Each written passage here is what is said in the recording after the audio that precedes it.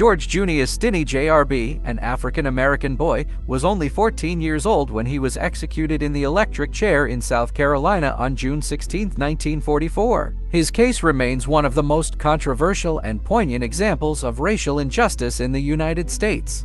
This is the story of George Stinney Jr., whose trial and execution would later be deemed a miscarriage of justice. George Stinney Jr. was born on October 21, 1929, in Pinewood, South Carolina. He grew up in Alcolu, a small mill town where the community was sharply divided along racial lines. The Stinneys lived in a humble home. George's father worked at the local sawmill.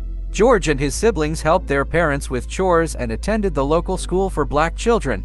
On March 23, 1944, the bodies of two young white girls, 11-year-old Betty June Binnicker and 8-year-old Mary Emma Thames, were found in a ditch in Alcolu. They had been brutally murdered with severe injuries to their heads caused by a railroad spike. The community was in shock and demanded swift justice.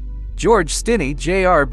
and his older brother were reportedly the last people to have seen the girls alive, as they had spoken briefly with them while the girls were out looking for flowers. Based on this tenuous connection, George was arrested. His brother was released, but George was detained and interrogated without his parents or an attorney present. According to police, George confessed to the murders. However, there were no written records of this confession, and it is widely believed that the confession was coerced. George's family maintained his innocence, stating that he was with his sister at the time of the murders. George Stinney Jr.'s trial was a travesty of justice. It took place on April 24, 1944, just a month after the murders. The trial lasted less than a day, and the all-white jury deliberated for only 10 minutes before finding George guilty. His defense attorney did little to advocate for him, and there was no appeal.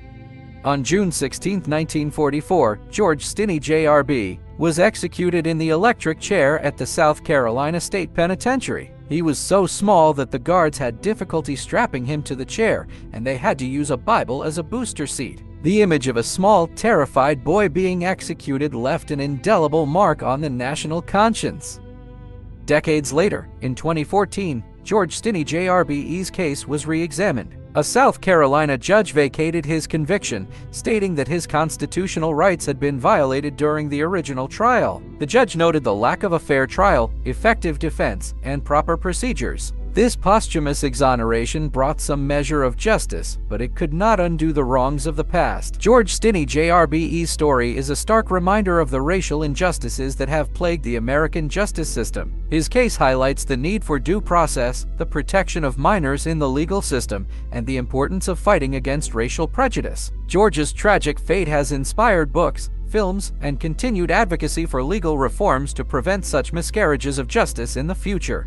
The story of George Stinney Jr. is a heartbreaking chapter in American history. It serves as a powerful testament to the need for vigilance in the pursuit of justice and equality for all, regardless of race or age. While the exoneration came too late for George, it stands as a symbol of hope that the truth can prevail and that we can learn from the past to build a more just future.